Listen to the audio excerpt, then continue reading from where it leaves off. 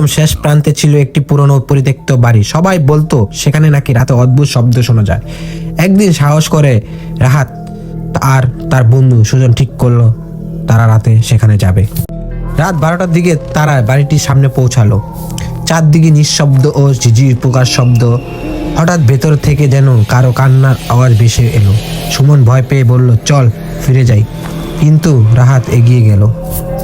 দরজা ঠেলে ভেতরে ঢুকতেই ঠান্ডা বাতাস তাদের শরীরটা কাঁপিয়ে দিল। দেয়ালে পুরনো ছবি, মেঝেতে ধুলো। হঠাৎ পেছন থেকে কেউ ফিস ফিস করে ডাকলো, রাহাত।